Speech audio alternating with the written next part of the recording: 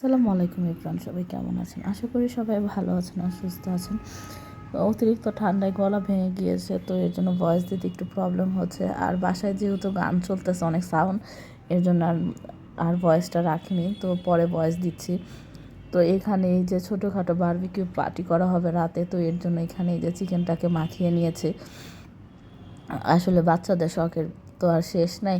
ওদের জন্য আর আমার খালাতো বোনরা আছে, তো ওদের সবাই ওরা এই পার্টিটা করতেছে, তো আমিও জয়েন হয়ে গেলাম ওদের সাথে। আর আমি ওদের বারবিকিউ পার্টিটা করে দিচ্ছি, মানে চিকেনগুলোকে সব বারবিকিউ করে দিব। তো এখানে যে কয়লা পুরানো হয়ে গিয়েছে, এখন সবগুলো চিকেন দিয়ে দিচ্ছি। তো এই ফার্স্ট টাইম করছি, কারণ সবসময় আমি মাখিয়ে দিয়েছি, মানে আমার ভাইরা করেছে, কিন্তু এবার আমি নিজেই পুরাচ্ছি।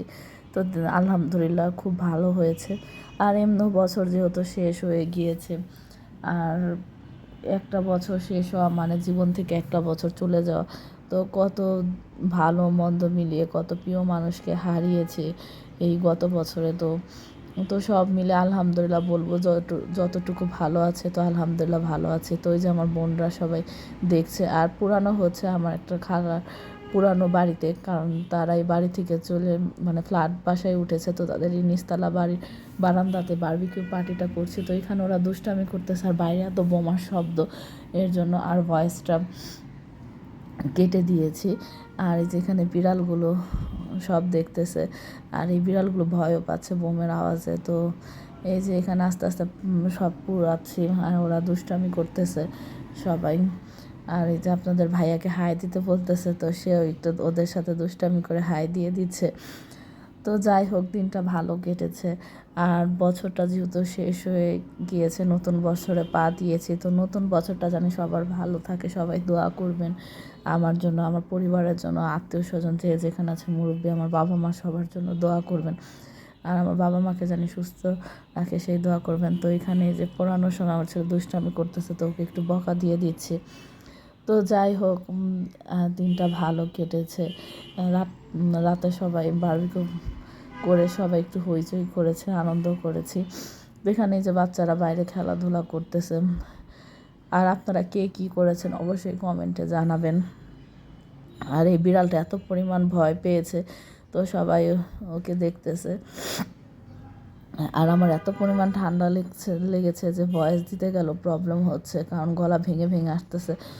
যেখানে আমার একটা খালাতো ভাই আছে, ও বলতেছে আপু আপনি উঠে যান, আমি একটু পুরাই, আপনি একটু ভিডিও করে দেন। তো এই যে ওকেও একটু ভিডিও করে দিলাম। তো সবাই মিলে আসলে অনেক মজা করেছি। আর নতুন বছরটা যেন আমাদের সবার ভালো কাটুক, সুস্থ কাটুক, এই দোয়াই করি। আর যেন কোনো প্রিয় মানুষকে হারাতে না হয়, কারণ গত বছর এই সময়টাতে আমি আমার নানুকে হারিয়েছি। কারণ আমার নানু অনেক ভালো মানুষ ছিল, তো হঠাৎ করে তার ক্যান্সার ধরা পড়ে, তো সেজন্য সে দুনিয়া ত্যাগ করেছেন। তো সবাই আমার নানুর জন্য দোয়া করবেন, কারণ গত বছর আসলে এই শোকটা মানে এত পরিমাণে আঘাত দিয়েছে যে সেটা আসলে ভুলতেই পারিনি।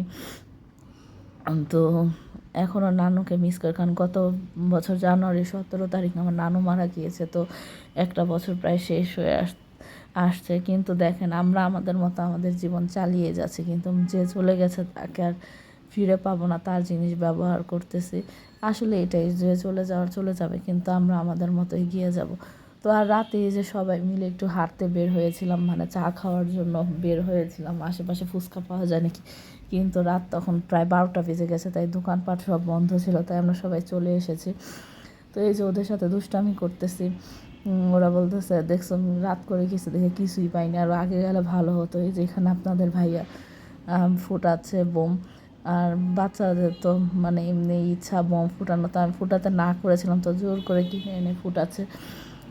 আর এখানে এই যে সবাই খাওয়া দাওয়ায় বসে পড়েছি। তো আলহামদুলিল্লাহ খাবারটা খুব মজা হয়েছিল, সবাইকে বেড়ে বেড়ে দিচ্ছি। তো এইভাবে আমরা একটা ছোটোখাটোভাবে বারবিকিউ পার্টি করলাম।